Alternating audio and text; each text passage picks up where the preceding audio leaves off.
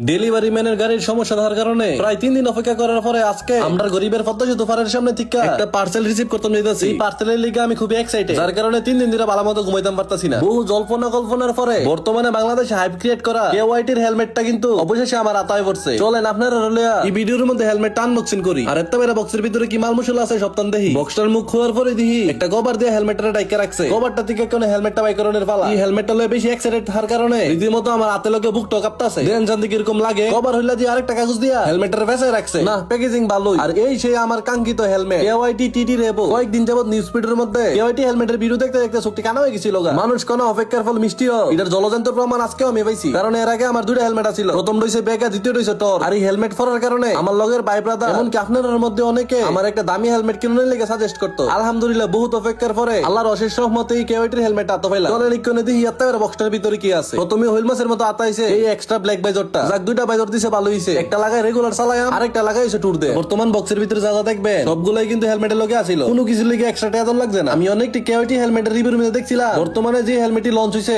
এর পিছনে নাকি একটা এক্সট্রা স্পয়লার লাগানো যায়। আর আমার তো যেটা দেখতাছেন এটাই মূলত এক্সট্রা স্পয়লারটা। আচ্ছা, এটা পরে হেলমেটের ভিতরে লাগাই আপনারা দেখাইতাছি। এটা লাগানোর পরে হেলমেটের লুকটা কিরকম হয়। এখন বক্সটার ভিতরে আর কি আছে এটা হইলা দেখি। আদনের পরে দিয়ে মাছ লাগে না। এই যে ভাই ইলিশ মাছটা ভাই দা এই হেলমেটটা কিন্তু আমি গিয়ারএক্স বাংলাদেশ পেজ থেকে অর্ডার আনছি। আমরা হইলা দিই এটার ভিতরে একটা কাগজ। ও আচ্ছা, এটা জানি গিয়ারএক্স থেকে আমি অর্ডার আনছি। এটারই কিছু ডকুমেন্ট লেখা আছে এই কাগজটার মধ্যে। এই হেলমেট কিনছি, মডেল কত কত টিয়া। আমার দৃষ্টিকোণ থেকে এটা হেলমেটের লাইসেন্স। ভিতরে যে শক্ত একটা কি জানি আছে মনে আছে। এটা কি টাহি মাছ নাকি? বাইরে করে দিও মা, এটা টাহি মাছ না, একটা কার্ড আনা। এটার মধ্যে গিয়ারএক্স বাংলাদেশের নাম এবং একটা স্ক্যানার দিয়ে রাখছে। কোন দিনের ভিতরে আর কি আসছ রে? থাকলে কোন বাইরে যে কেনাইলে কিন্তু পরে বাইরে সুযোগ পাইতি না। না, ভিতরে কেউ নাই। এই বক্সটা আমার অনেকটা মিস্ট্রি বক্সের মতো ফিল দিতেছে, কারণ ভিতরে কি আছে জানি না, কিন্তু যেটা পাইতাছে এটাই ভালো লাগতেছে। যেমন ইফেক্টের মধ্যে একটা বই আছে, পরে বইটা হইলা দেখি কেওয়াইটি হেলমেট ইউজ করার লিগে বিভিন্ন নিয়ম কানুন এই বইয়ের মধ্যে দেওয়া আছে।